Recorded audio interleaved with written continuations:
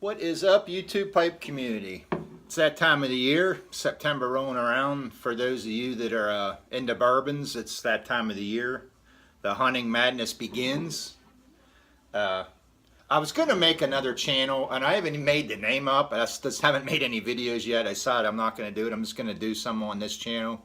So if you're not interested in bourbons, just go ahead and skip the video. But I'm going to be sipping Old Forester 1920. It's 115 proof. It's right at about 55, 60 bucks, depending on where you live. And those of you that aren't in the YouTube community or just following this for the title of the bourbon review, I'm no expert. I just know what I like and don't like, and I'm going to give you my honest opinions. I started out years ago, you know, of course, Jim Beam and Coke. That was my go-to.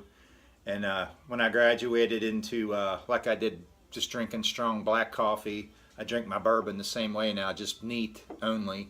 And I've learned some tricks that I've learned from like the traditional Glencairn glass. I don't like my bourbon drinking in that. I don't drink my bourbon in something like this. And I don't use traditional shot glasses. What I've learned is, my personal experience, this is just a cheap glass. I love drinking my bourbons in this. And I'll tell you why. At least my opinion, when you're trying to drink something in something small like this, and you're trying to nose it and smell that, to me, all I get is a strong alcohol smell.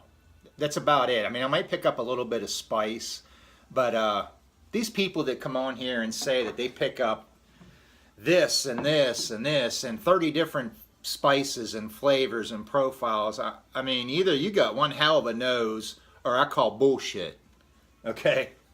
And what that does, it just discourages people that are trying to get into bourbons, just like smoking pipes or cigars. You're not doing it the right way. You got to keep it lit. You only have to use 1-2 matches to keep your pipe lit. If you don't do this, you don't do that. Bullshit. I mean, if you can pick all that up, fine. But to me, at least with a bigger open end glass like that, I can pick up a little bit more. And I'll tell you 2 little tricks just by accident. When you're done with your glass, then try and smell it, and you can really pick up some flavors that way. Or just by accident, me spilling it on my finger and my hand, smelling it that way, it sounds funny, but you can pick up some flavors that way also. Anyway, let's get to it. Now, obviously, for the beginner, this isn't a bourbon you're going to want to drink. But I've been going through it this past summer. I just sip my bourbons. I don't drink a lot, usually with just a cigar. Like I said, for about $60, you get a medium shelf bourbon. It's a good sipper. It's not real strong. It burns initially a little bit going down, but it's a nice, smooth. What I pick up is some sweetness, a little bit of spice.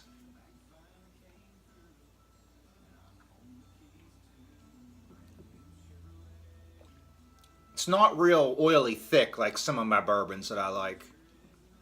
The finish is medium in length, but for $60, it is a little bit on the higher side, but it's still a good bourbon. And now all the Old Forester bourbons that are out there right now, the 1920 is definitely your best bet. They have a new one out now. It's called the Statesman. And what I've heard is that it's just the watered down 1920. So if this is too strong for you, just buy this and just put your own water in it to your tasting. Like I said, I'm not going to come on here and bullshit you. I'm going to give my honest opinions and reviews. And I'm going to do a scale system at the end of each video on the drink that I do. And eventually, I started last year of trying to narrow down all my bottles and pick the top favorite, but I was going through it really fast, and I wasn't doing it right. And you can't do something that way and just try to rush through it. So other than that, I don't have much going on. Work's been busy this summer. I am still making pipes. Got a few here. I'll hurry up and show you really fast. They traditional billiard, you know me, pokers and billiards. But Jake Hackert's been one of my all-time favorite makers, and I imitated him as much as possible. Just love his style. Working class type pipes. That's me. Is that one.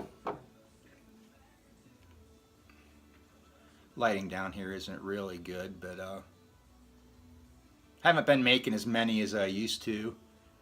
But winter time's coming, and we'll be making more then. These are all on eBay now.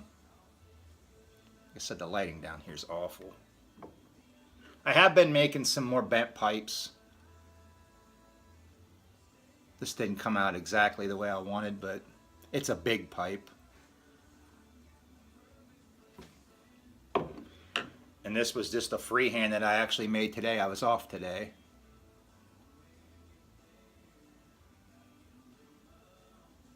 I kind of dig it. Lighting is awful down here, but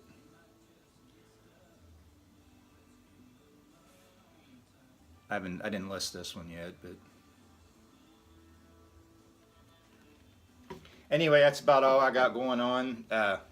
I did a little video of around the bar to show people what bourbons I do have right now, and mainly making these videos just to talk about bourbons, and hopefully people comment and share what they like, don't like, and even if possible trades.